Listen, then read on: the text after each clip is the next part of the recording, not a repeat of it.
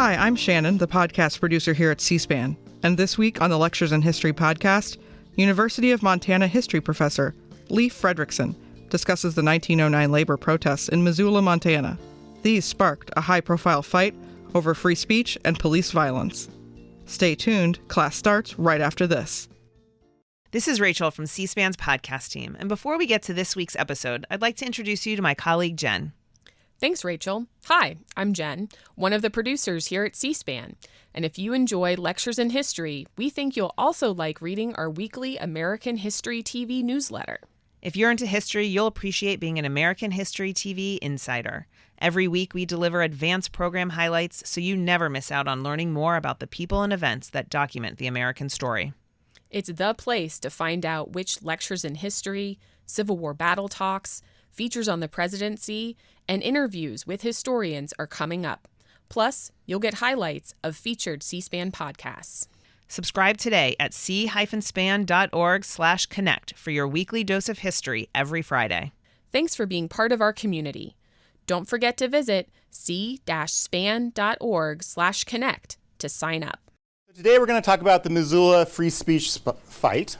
So in the fall of 1909, this woman pictured here, Elizabeth Gurley Flynn, made her way to Missoula to organize laborers. She was very young, 19 years old as some of you guys are, or maybe even a little bit younger than some of you are.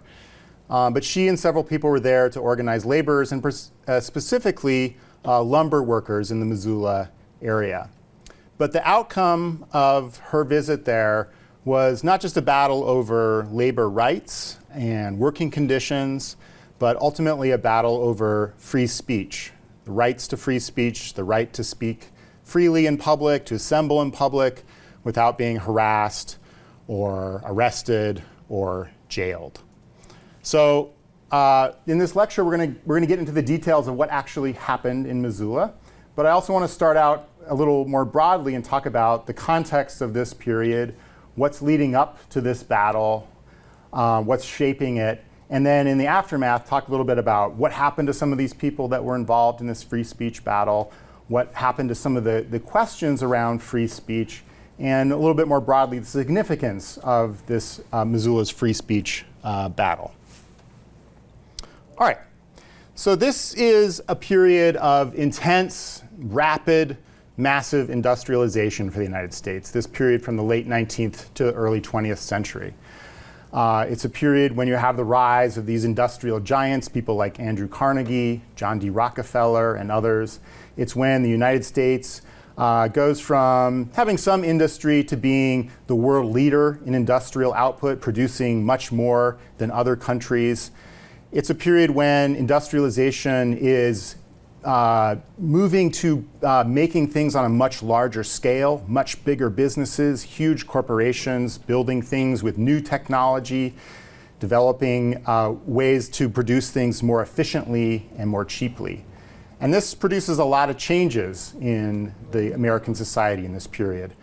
It produces a great amount of wealth, produces a lot of different technologies, new technologies that benefit people. It raises standards of living, but it also produces some problems or some issues. There's a lot of poverty that remains despite a great deal of wealth in this period. There's a tremendous amount of inequality that comes out of this period. There are changes to working conditions, how long people need to work, what hours they work, and a lot of more hazardous conditions under which they work.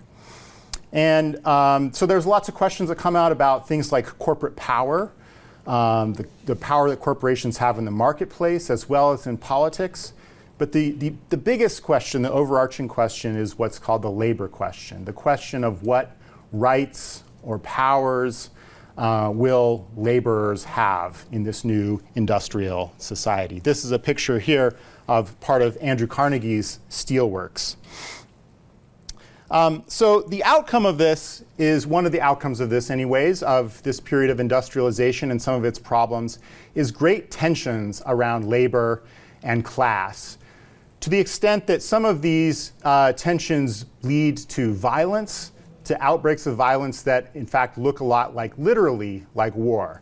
This is a series of panels that might, on first blush, look like some panels from the Civil War or something like that. But this is actually a strike at the Homestead Works, which was one of Andrew Carnegie's steelworks in Pennsylvania, where after a strike and the attempt by employers to bring in non-union laborers, there was conflict, there was violence.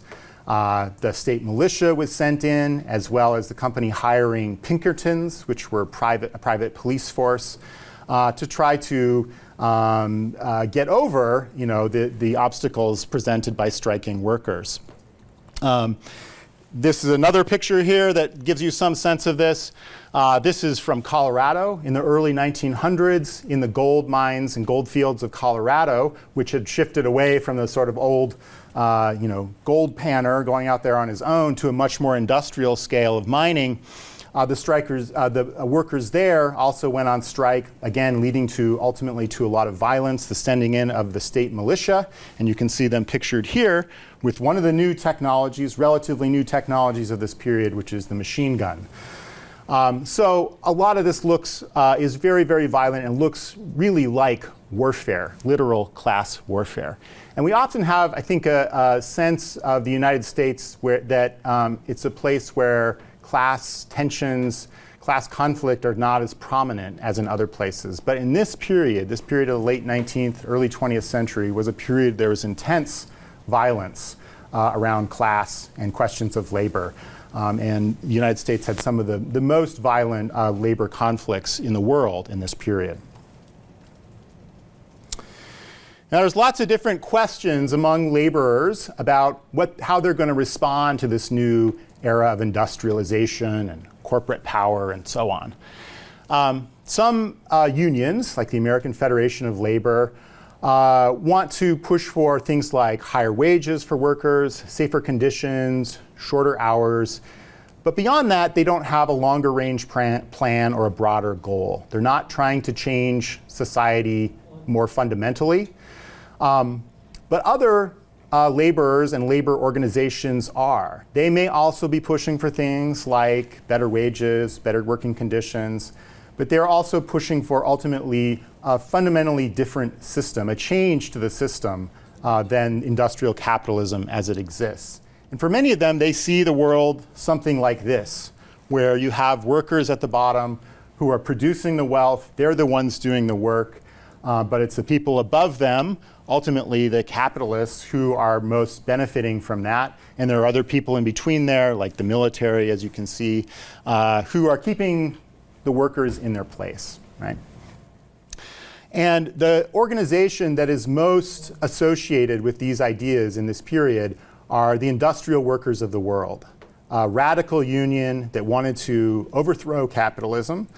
And it was the major sort of competitor to the American Federation of Labor, an organization that had more narrow ideas about what it wanted for workers.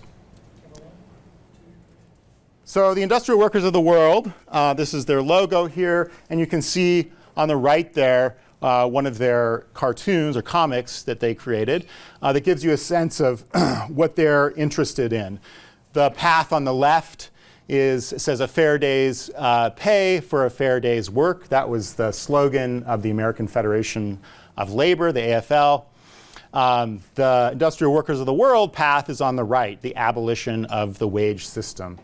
And the basic idea behind the IWW's ideas was that if they could organize all workers, they could throw off the ruling capitalist class, and workers would just manage the industries themselves and get all the wealth that they saw as being created for the workers and do away with this wage labor system. Yeah?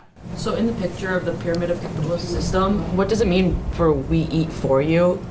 Like, what is that representing? That's a good question. I mean, that is, I'm not really sure what that part of that means. Those look like middle or upper class people. I mean, I guess they are people that are benefiting off of the backs of laborers, but I'm not sure why it's phrased as "we eat for you." That's a good question.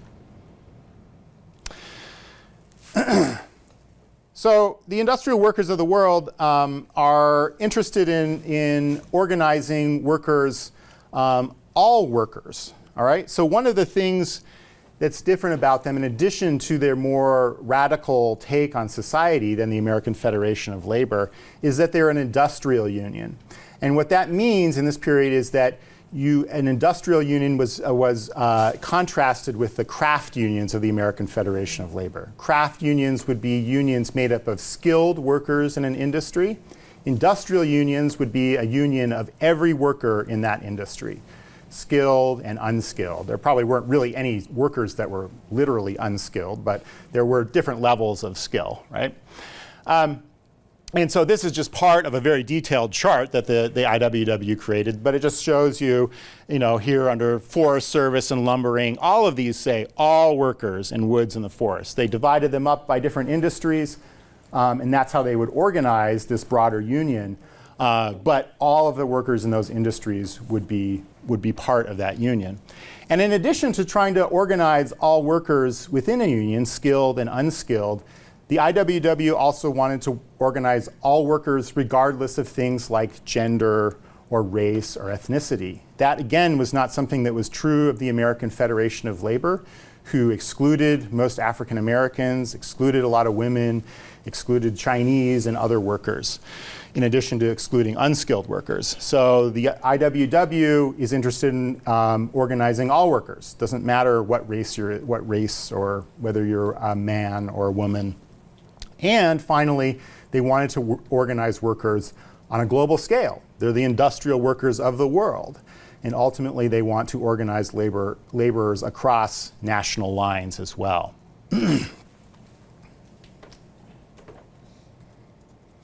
Now, you can see here the industrial worker. This is a map of actions, IWW actions from 1905 to 1920, which was kind of the golden age of the IWW. And they're working all across the United States. But they take a lot of actions in the Northeast and some of the manufacturing industries there. But a lot of their work is located in the West. And in many ways, they come out of the West. The IWW is founded in 1905 in Chicago.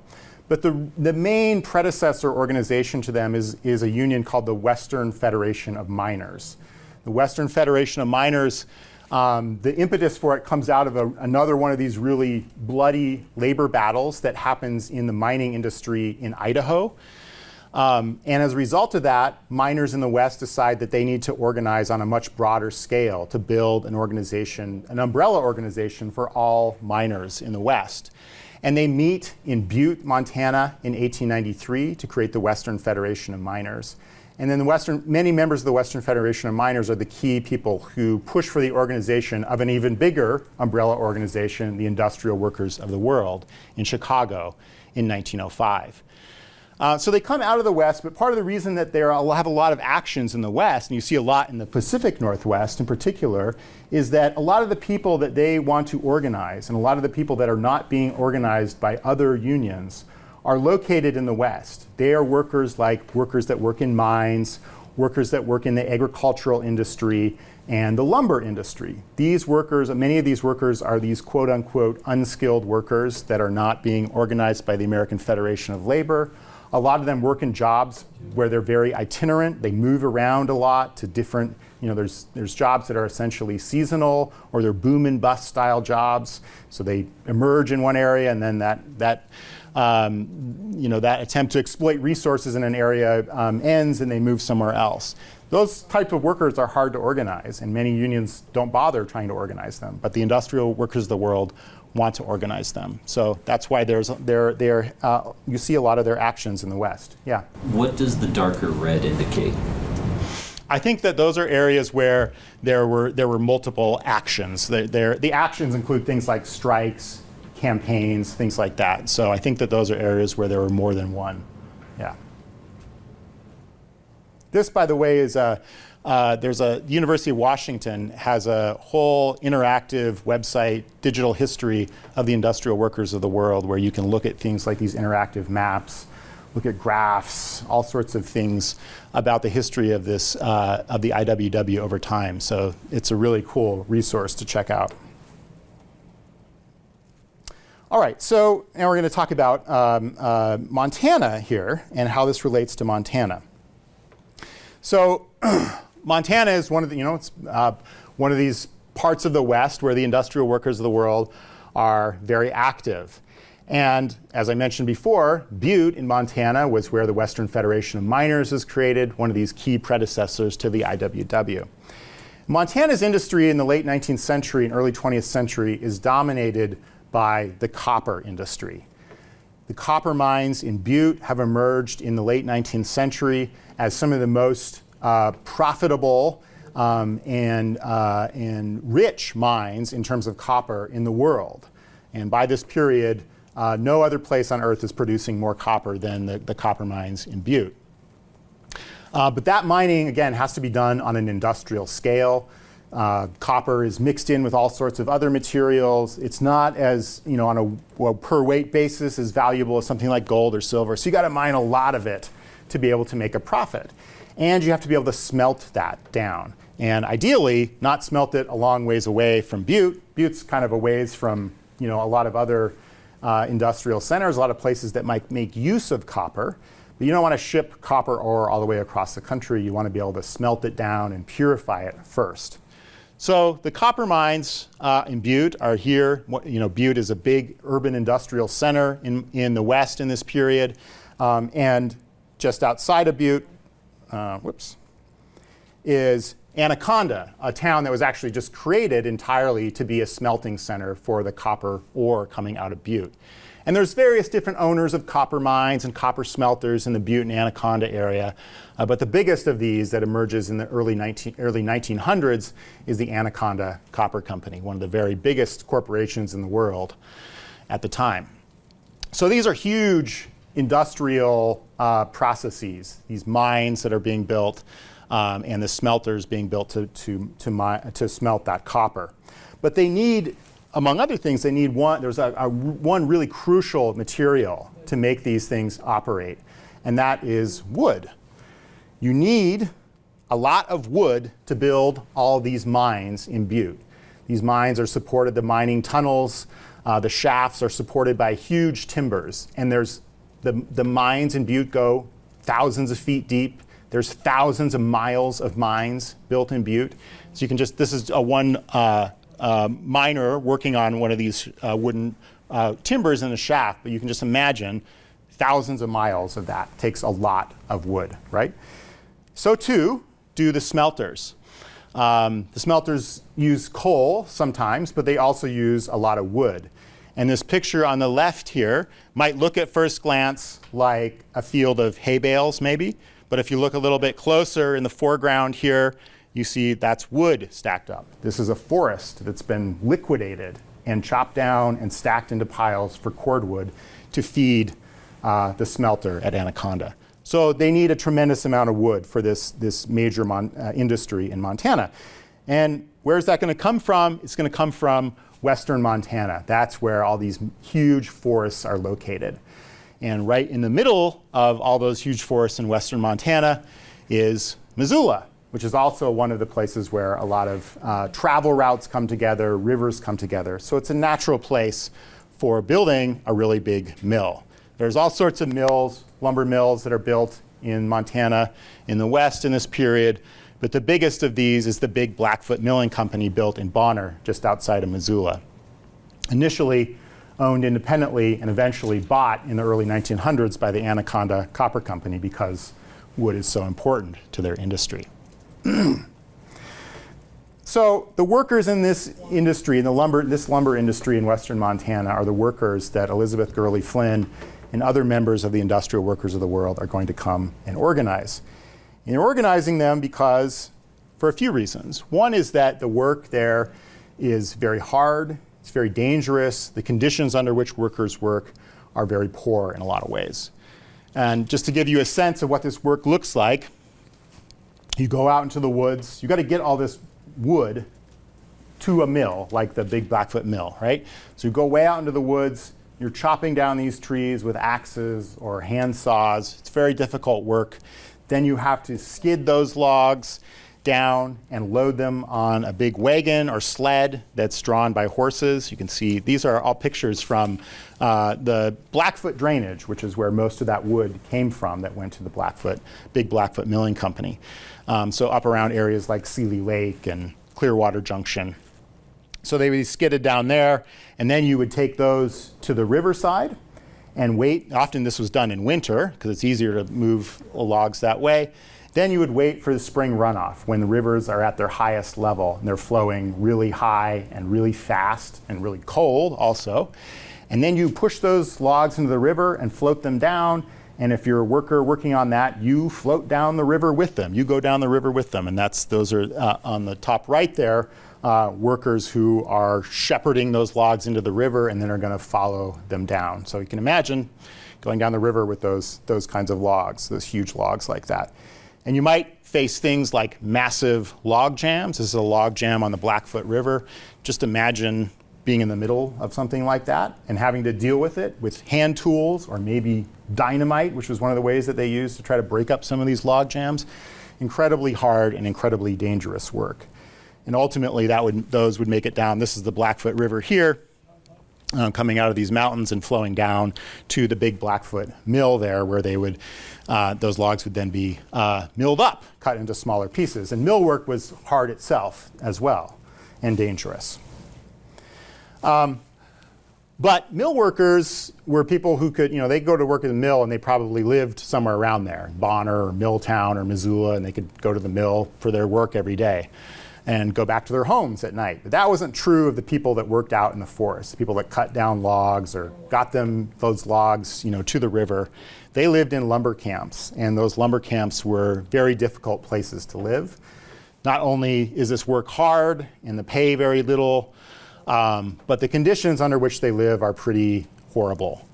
They often live in places, tents or shacks that are very poorly heated. They sleep on basically wooden boards with maybe a thin layer of hay, and that hay would be infested with lice and bed bugs and other types of vermin. They'd be fed probably not enough food, and much of their food that was fed to them was just rotten food. So you can see this is a strike bulletin. This is from a little bit later. This is from the 19-teens, but from western Montana. And you can see it says, they're demanding things like an 8-hour day and higher pay, but also things like blankets, wholesome food, better sanitary conditions, and also no discrimination against strikers. And the final phrase on there, an injury to one is an injury to all, was one of the key mottos of the industrial workers of the world. So we know that I don't know exactly when this is from, but we know that whenever this strike happened, members of the IWW were involved in that in some way.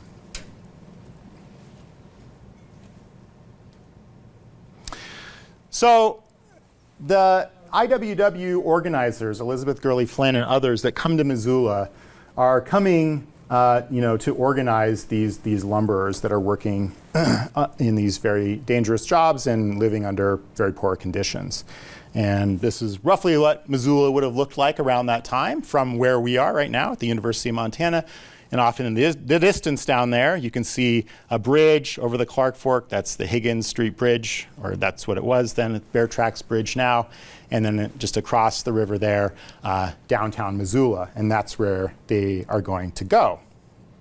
Here's a map of downtown Missoula from that time period. You can see Higgins going north and south, Front Street going east and west, and at the top, Main Street going east and west. And at the very bottom is the Higgins Street Bridge down there. Now, why would they go to Missoula, a downtown Missoula, to try to organize lumber workers? That's not where lumber workers are doing their work, right? To give you a sense of this is that map again. Lumber workers would be going, while they may be bringing wood to a mill located in Missoula or some of the other towns around there. They'd be working all over parts of western Montana. But it's very difficult for labor organizers to go out to all these lumber camps, right? They don't know where they are. They come and go. And for the same reason, lumber workers don't always know where they are. So they often come into a town like Missoula to look for lumber work. So that's where these labor organizers are going to organize these lumber workers. But there's another reason as well. I'll come back to that in a second.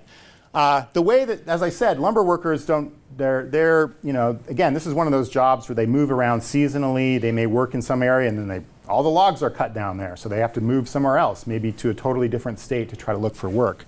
So they would go to a town like Missoula or Spokane or one of these other cities located in the Pacific Northwest. And there was, the system as it worked was there were employment agencies in those towns. And those employment agencies would know where the work was.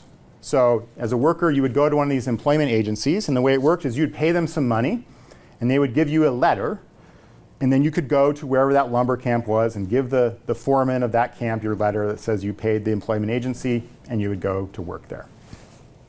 So that's how it's supposed to work in theory. In practice, the way that it worked in many ways was much more exploitative. There's another level in which these lumber workers are being exploited through this employment agency system. So this is a comic from the Industrial Workers of the World, one of their publications, and it shows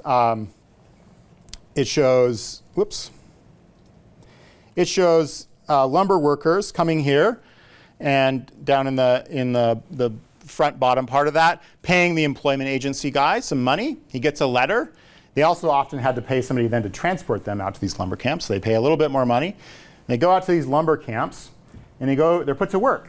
But they might only work for a few days or a few weeks, and then they might get fired, or the foreman might say, we don't have any more work, move on out of here. And so they would have to go back and then go through this whole process again, find another employment agency, pay them again, go out to another spot. Why did it work this way? Because the employment agencies have an incentive to try to get more people through their doors, right? It doesn't benefit them if these lumber workers are going out and staying in these camps for months or years on end. They want more people coming through the employment agency. So what they would do is pay the foreman of one of these lumber camps to fire or let go some of these workers after a short period of time so that they'd have to come back and pay the employment agency again. So these workers would pay a lot of money up front, go out, only be able to work for a little bit, and then have to do this process again. In some cases, they didn't have money to pay up front. So they would make an agreement with the employment agency that the employment agency would garnish their wages for a little bit to pay for that first payment. So they would go out to these jobs, work for a couple weeks, their wages would be garnished and paid to the employment agency, and then they might be let go and not make any money at all. So there was a lot of exploitation here, and this is the key thing that the industrial workers of the world were organizing around in this period in the Pacific Northwest. They started a campaign in 1908, the year before they go to Missoula here, called the Don't Buy Jobs campaign, against what they called the employment sharks, these employment agencies that they saw as being exploiting these workers. So that's what they're there in Missoula to do, and they're in downtown Missoula because that's where the employment agencies are located. They want to protest outside of those employment agencies, and they want to connect with workers who are in downtown Missoula who may be going to those agencies and help organize them for part of this Don't Buy Jobs campaign. So they go to Missoula, they set up their base of operations right up there on Main Street in the basement of the Harnoy Theater, an opera house. So it's a nice spot for their headquarters. And then from there, they can speak out on the street downtown. So just to orient you a little bit here, they go downtown. One of the key spots that they start speaking and organizing is where that circle is there. That's on the corner of Higgins and Front Street. And this just magnifies some of these buildings here. Right on that corner is the Florence Hotel. Just across the street from that to the south is the Hammond Building. Across the street to the east is the Missoula Mercantile. And then to the southeast across the street is the First National Bank. So this is what that would look like in this period. And that little circle there is that corner of Higgins and Front Street where they did a lot of their speaking. That's the Florence building right behind that there, the Hammond building to the south, and across the street, the Missoula Mercantile. You can see the MMC there, and the First National Bank in the foreground on the right there. So this is right around that time. This is what Missoula would have looked like then.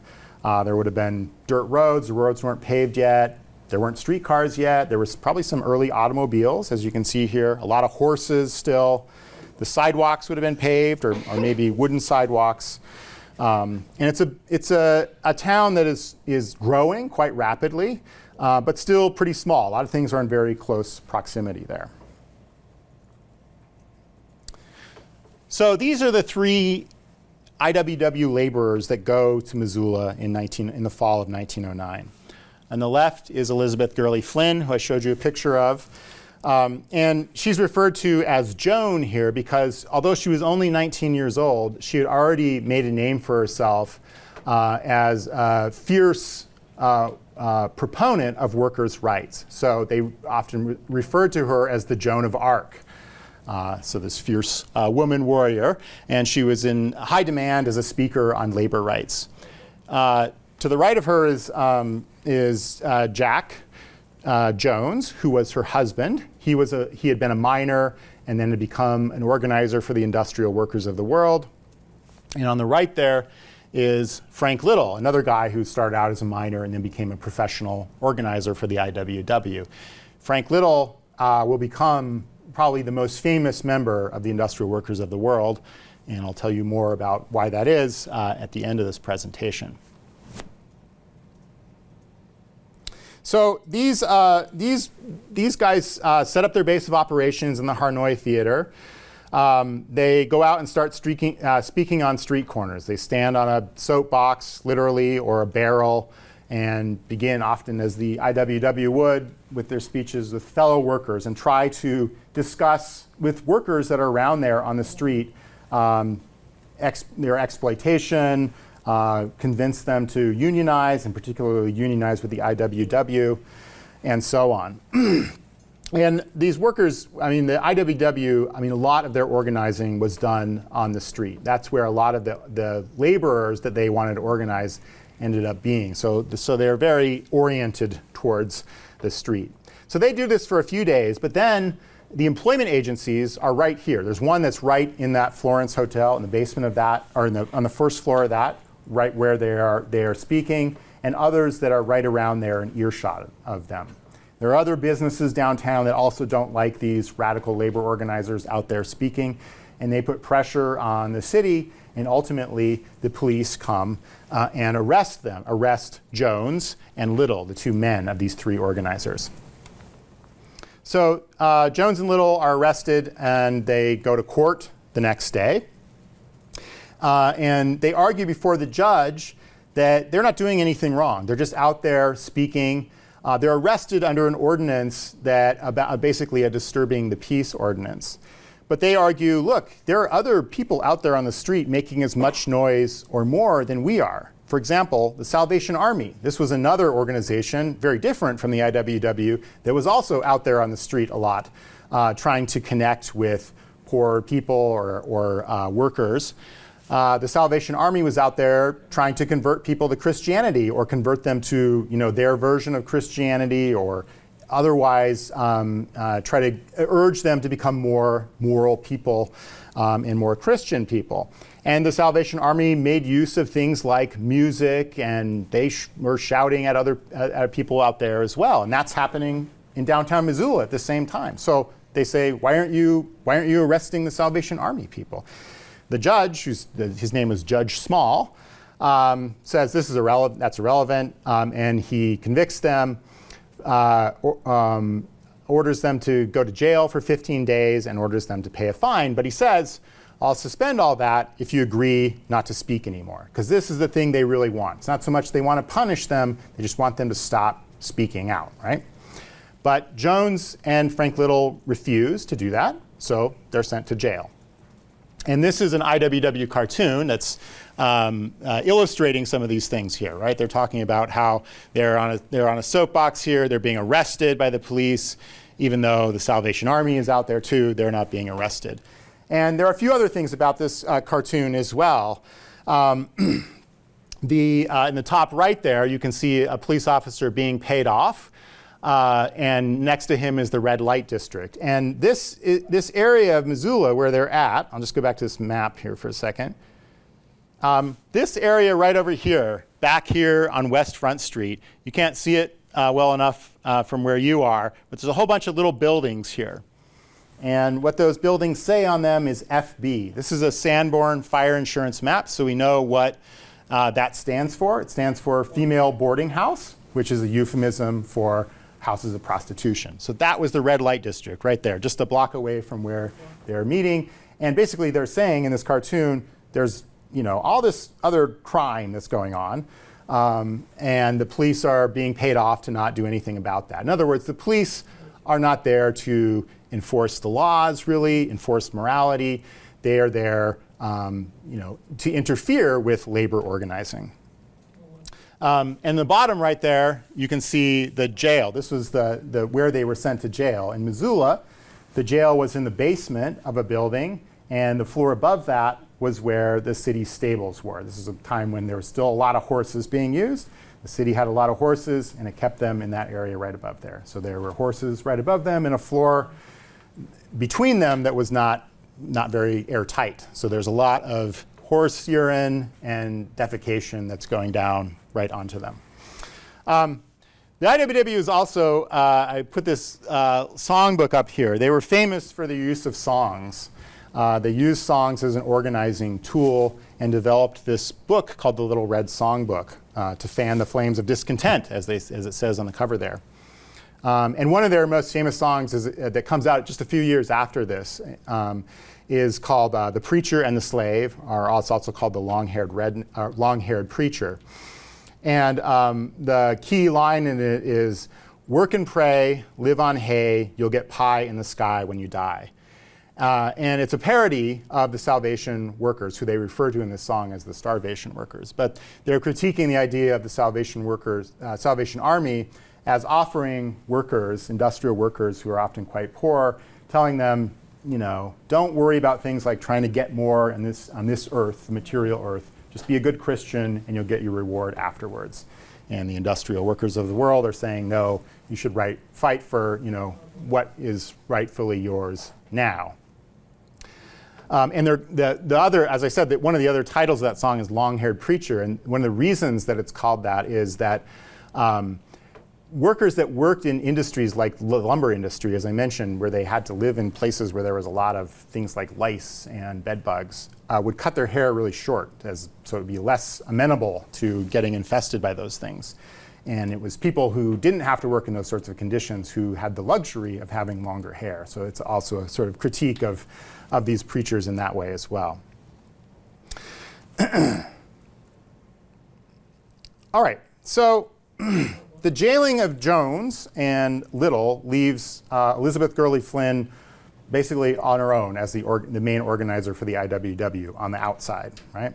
She, as I said, is quite young. She's 19. She's actually pregnant at this time, although it's not really clear if she knows that or not. But she's young, but nevertheless a very good leader. And while they're in jail, she gathers other workers locally to take their place speaking on the street. So other people, local people, lumber workers, agree to speak out as well. One of them is a guy named George Appleby.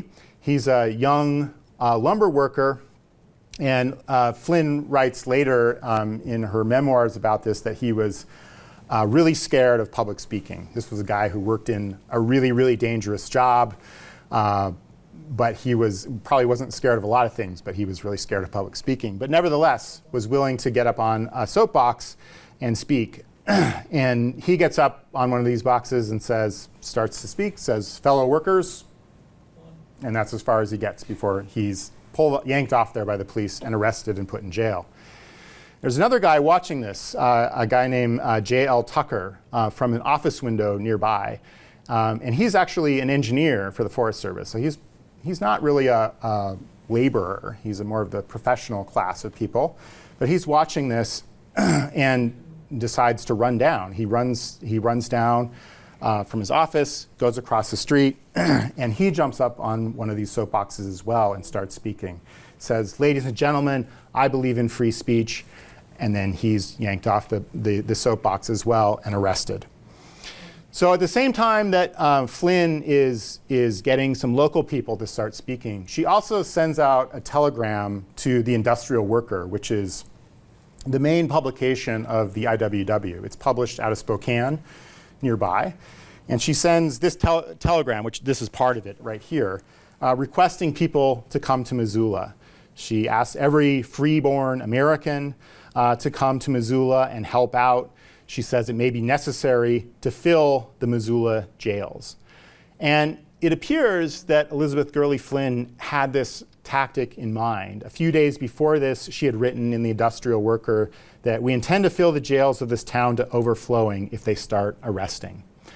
And this is interesting because this is sort of a new tactic in civil disobedience, this idea of intentionally getting arrested and using those arrests, overwhelming a city with arrests in order to try to pressure them to change their ways.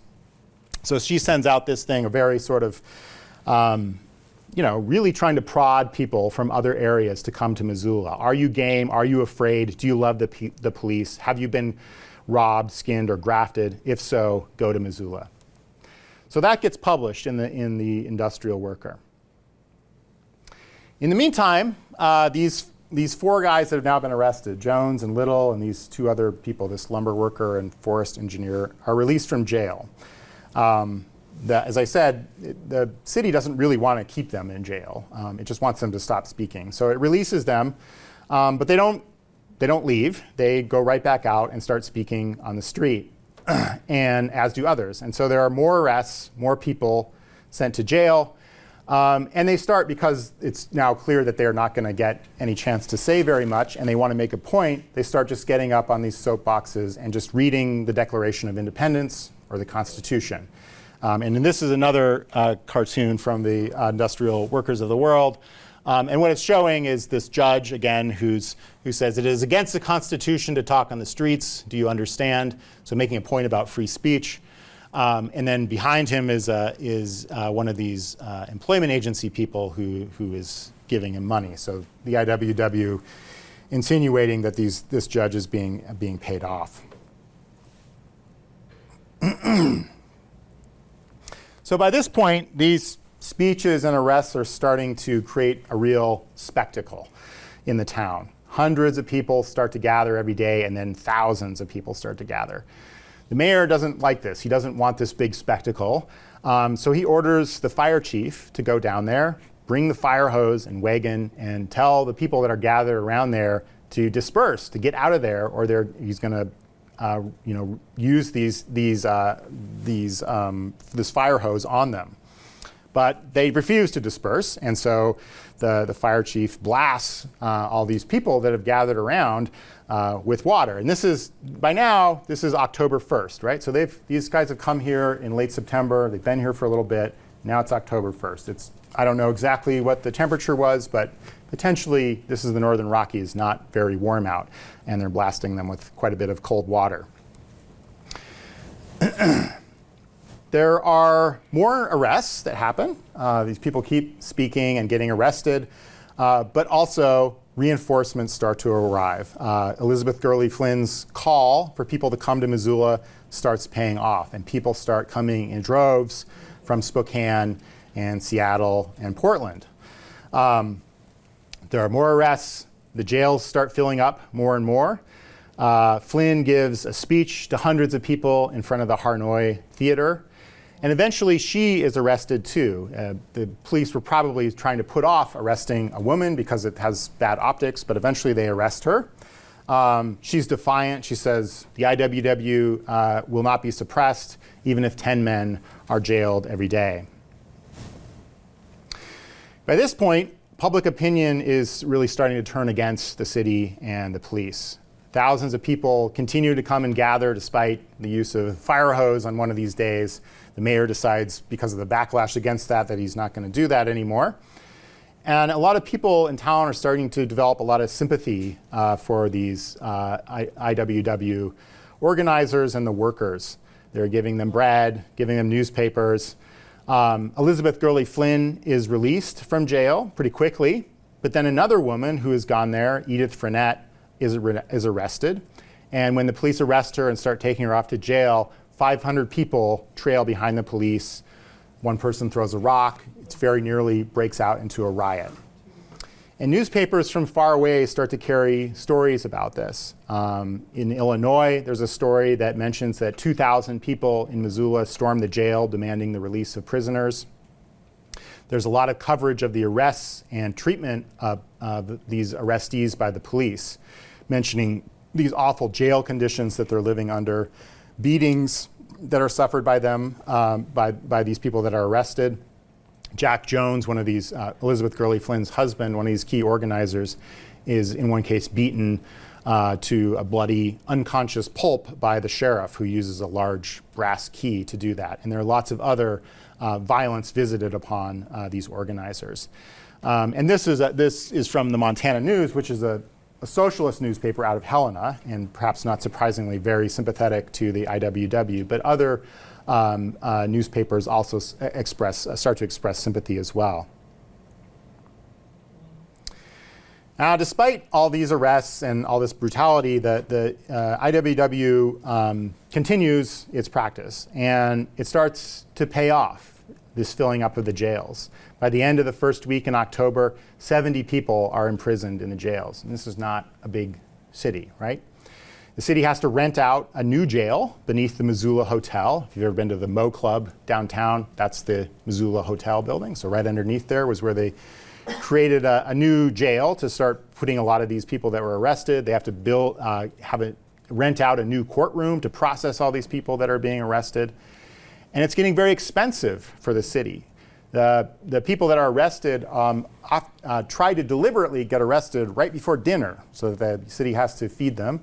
And then they refuse to leave before they are fed breakfast in the morning. So the city is paying for a lot of food for these people. One man who's arrested then released to go see his wife comes back and begs to be let back in to the delight of many Missoulians around there. So these people that are being arrested are really trying to put pressure on the city. And looming on the horizon for the city is the city's big annual apple show. Apples are a big deal in Missoula, a really big deal. Macintosh apples, which are produced down in the Bitterroot Valley south of Missoula, are nationally known at this time. They're famous, and Missoula has a big apple festival every year. And so the city is facing this, what appears to be an interminable struggle. There's keeps being more and more people coming to Missoula, willing to take part in this free speech fight. They're paying a lot for these people that are being imprisoned, and now they're facing the disruption of a major city event. And they cave in. They decide that they're not going to do this anymore. The city council orders the city police to stop arresting these workers and organizers who are out on the street speaking. And so the IWW wins their first free speech fight. And it's really the first of its kind in the 20th century, this battle over free speech. So they have this free speech win. Now that doesn't mean they win the broader labor battle. Again, they came here originally to try to organize workers against their exploitation by these employment agencies and lumber owners. And that battle continues. This is a sign from a strike in the lumber industry in 1917 in Montana. There was a big strike across a lot of the lumber industry in the Pacific Northwest in 1917, as well as in Butte, in the mines in Butte. But this is out in Milltown, just near Bonner there. It says, only real humans invited, so scabs and gunmen stay away. So they have a long way to go in their labor organizing battles. But they also continue their free speech fights. Elizabeth Gurley Flynn and Frank Little go to Spokane right after winning this battle in Missoula. And basically the same thing happens all over again in Spokane, except on a larger scale. The Spokane's bigger, the fight is drawn out longer, it's bloodier. Police stuff Frank Little and other organizers into tiny cells, and then they blast steam heat into those cells. They call it the sweat box, and these men nearly suffocate. A lot of them pass out. And then when they're done with that, they transfer them to freezing cold cells. And in November, this is November now, so many of them verge on hypothermia. And this goes on for weeks, and the prisoners are, they're given basically no food, they're brutally beaten, and 16 of them end up seriously hospitalized, and 3 of them die. And then after Spokane, there's numerous other free speech fights that emerge in other cities across the West. This is one from San Diego in 1912. You can see again the use of fire hoses on the crowd. And another comic here questioning the relationship between American ideals about free speech and what is actually happening.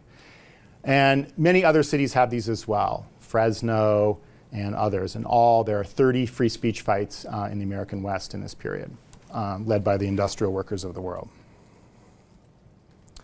All right, so I want to just talk a little bit about what happens to some of these key leaders of the free speech fight in Missoula afterwards, because they're all involved subsequently in various other things related to free speech. Elizabeth Gurley Flynn, as I mentioned, goes on to be involved in other free speech fights like Spokane. But she also becomes a founding member of the American Civil Liberties Union. During and after these free speech fights in the 19-teens, there's a lot of emerging concern about free speech, and that only becomes more prominent during World War I, when there are various restrictions placed on free speech. And the outcome of that is an attempt to build an organization that can fight for free speech rights as well as other civil rights. And that's the American Civil Liberties Union, which is founded in 1920. And Elizabeth Gurley Flynn, again, is a founding member of that. And she continues through the rest of her life, basically, to devote it to radical politics, socialism, and free speech. And this is a pamphlet that she wrote called The Plot to Gag America. It's about the Smith Act and some related acts. The Smith Act was an act from 1940, which made it illegal to advocate overthrowing the American government or to be part of an organization that advocated something like that. So many socialist and communist organizations from this period were made illegal through this act. And Flynn organizes against that, writes this pamphlet against that, although she's then ultimately arrested under that very act and imprisoned. Jack Jones, Elizabeth Gurley Flynn's wife, goes on in a different direction, but also one related to free speech. They split up at some point. I don't really know what happens there, but Jack Jones moves to Chicago and founds this club called the Dill Pickle Club.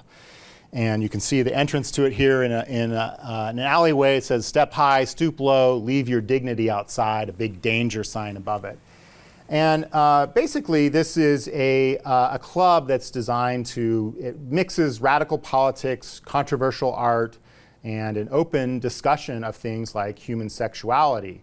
This was something that was very rare for its time, but the idea was to create a place where you could have a free discussion of a lot of these ideas that were seen as controversial or even borderline illegal to even discuss. Among other things, discussions about things like homosexuality.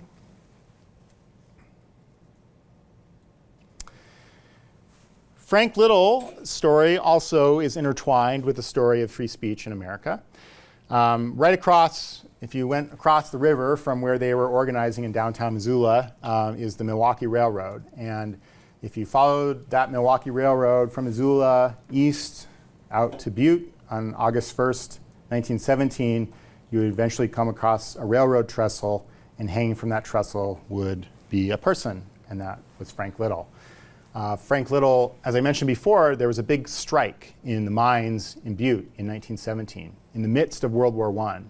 It was a very, very tense situation. I mean, strikes are always tense situations, but in the middle of the war, it was even more intense. Copper was one of the key military materials for use in the war. There was a lot of money to be made off its production during the war, so there was a lot at stake. But many miners were very unhappy with their position in Butte. Their union had not been recognized by the Anaconda Copper Company. There had been a huge, massive mining accident in one of the mines there, the worst hard rock mining accident in the history of the United States. And that catalyzed a new movement for labor there. And the industrial workers of the world sent Frank Little, one of their top organizers, to Butte to be part of that organizing effort, to try to sway some of these workers and forming unions to be connected with the IWW.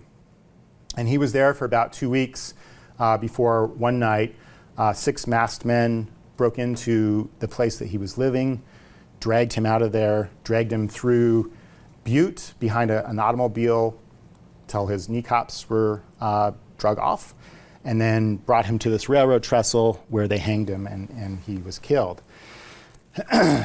Nobody was ever convicted, let alone indicted for this murder, although many people suspected that the Anaconda Copper Company had been involved. And the night before, that evening before he was murdered, one of the key people in the Anaconda Copper Company had called up the district attorney for the state of Montana, a guy named Burton Wheeler, to the 6th floor of the Hennessy building. That was the headquarters of the Anaconda Copper Company in Butte. Called him up there and said, "You have to arrest this guy, Frank Little. He is, speaking out against, he's a radical trying to organize these laborers. He's speaking out against the war, and you need to arrest this guy."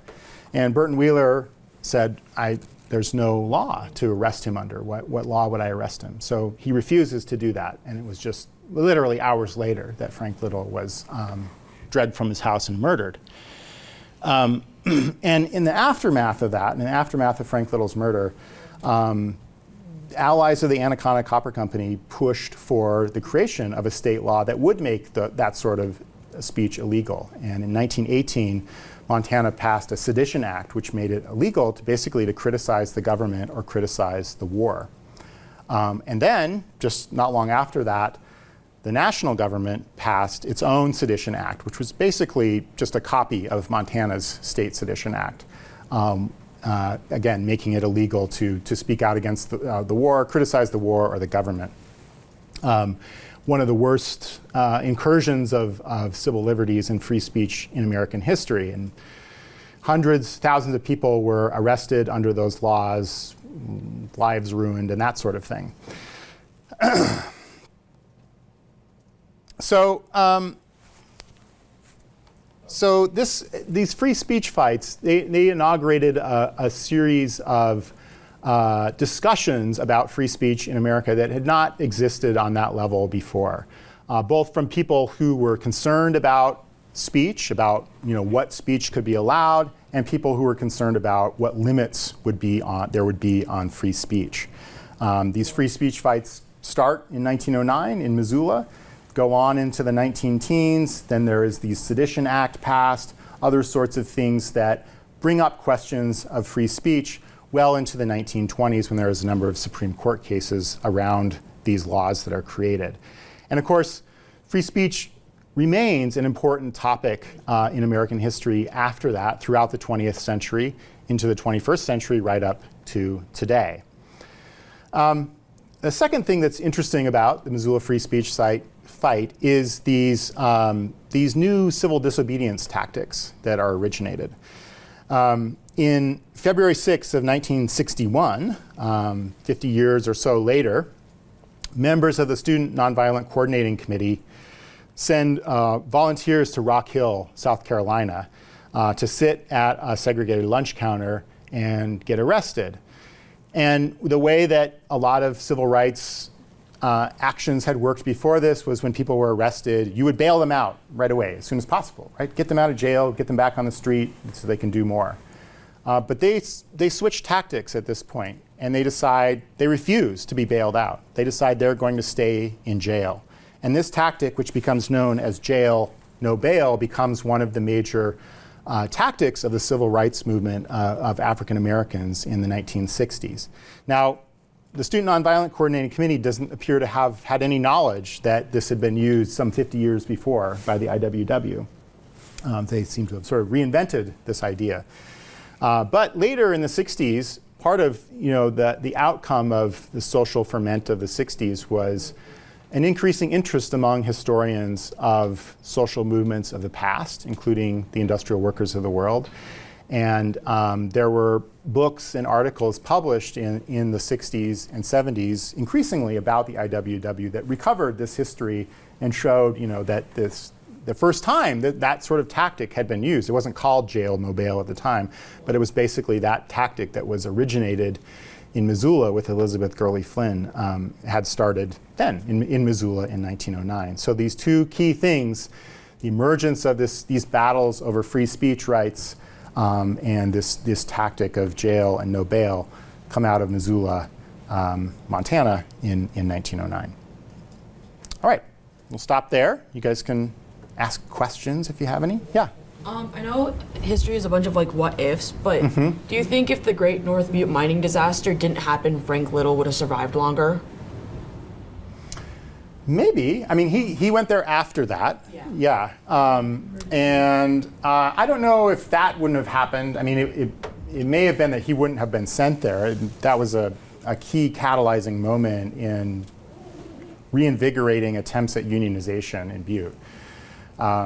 So it may have been that that maybe that would have just continued on as it had in Butte, which was where the Butte miners basically didn't have a recognized union, and he wouldn't have been sent there. So it could have changed it in that way. Yeah. Yeah. Where was the original jail they were sent to in Missoula? It was right downtown. Let's see if I can. I believe it's right over here. So I can't. My pointer's not working. Up here, that's the fire department, and I think it was underneath that. It was somewhere in that area, so close around there, just like a block or two away. Yeah, everything was very, very close together down there. Yeah.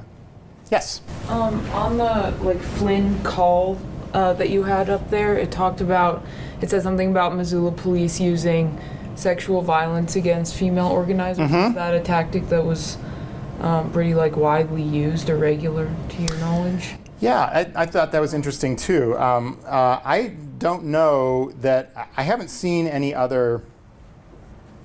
discussions of police sexually assaulting women as part of this. It certainly could have happened. It's also possible that they were using the women's protection of women was a very important thing at this time, even among, especially among middle-class people. And so the implication that might be happening might have been a way to sort of get more people on their side. But I don't know if that actually did happen or not. Yeah, they often tried to avoid arresting women in the first place precisely because there was so much concern around women in this time. But some of them insisted on being arrested. Other questions? Yes. So obviously they won that free speech battle. Were they at all successful for Missoula breaking the cycle with the employment companies and all that corruption? Were they at all successful with that? Yeah, that's a good question. I mean, I think that what happened with that was that as transportation and the lumber industry shifted away from some of the more of these itinerant lumber camps, those became less prominent. One of the things that happens is there's more and more railroads built, and it's easier to transport these logs in that way. And so that system that I mentioned breaks down a little bit. But I don't think it came out of I don't think the unions were successful in breaking that. Yes? Did this affect campus life or university life? Because this is during the beginning or the early years of campus, isn't it? Yeah. I'm not sure to what extent it connected with what was going on at the university. I mean, my guess is that there were students who, like the rest of the Missoula community, were going down there and watching what was happening, maybe even participating in it to some extent. You had this Forest Service worker, and there was a lot of connections between, there was a forestry department, and so there could have been some connections there, but again, I haven't seen anything specific around that. Any other questions? All right, thanks you guys. Thanks for listening to this week's Lectures in History podcast. To find even more history content, visit c-span.org/AHTV.